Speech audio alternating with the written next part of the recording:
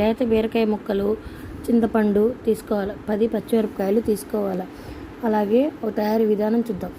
ఒక బాణలు తీసుకొని 2 టేబుల్ స్పూన్ల ఆయిల్ తీసుకొని జీలకర్ర, పల్లీపప్పు, 1/2 స్పూను పచ్చిశనగపప్పు వేసుకోవాలి. అందులోనే కట్ చేసిన బీరకాయ ముక్కలు, పచ్చిమిరపకాయలు, ఉసిరికాయ, చింతపండు వేసి చిటికెడు పసుపు, కొంచెం ఉప్పు, రుచికి సరిపడా ఉప్పు వేసి మగ్గబెట్టుకోవాలి. 5 నిమిషాలు మూత పెట్టి మగ్గబెట్టుకోవాలి. 5 నిమిషాల తర్వాత మూత తీసి ముక్కల్లో కనుక నీరు ఉంటే అట్లనే పొయ్యి మీద ఉంచుకొని నీరు పోయేంత వరకు ఉంచుకోవాలి.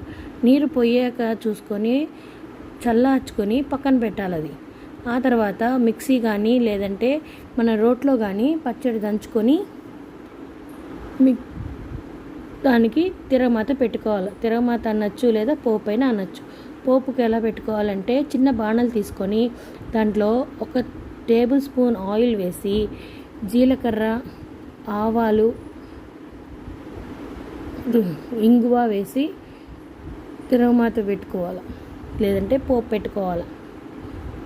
దీన్ని పచ్చడిలో ఇందాక మిక్సీ పట్టుకున్న పచ్చడిలో తీసుకెళ్ళి కలిపేసేసి మనము ఇప్పుడు కనుక ఉప్పు చూసుకుంటే ఉప్పు కనుక తగ్గినట్టుంటే మనం ఉప్పు కొంచెం వేసుకోండి, లేదంటే అట్లాగే ఉంచేయండి.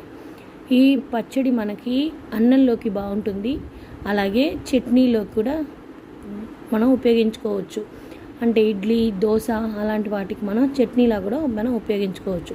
ఈ వీడియో కనుక మీకు నచ్చినట్లయితే లైక్ చేయండి, షేర్ చేయండి, సబ్స్క్రైబ్ చేసుకోండి. ఈ వీడియోపై మీ అభిప్రాయాన్ని కామెంట్ రూపంలో తెలియచేయండి. ఇలాంటి వీడియోస్ మరెన్నో కావాలంటే నా ఛానల్ సబ్స్క్రైబ్ చేసుకోండి. Thank you friends.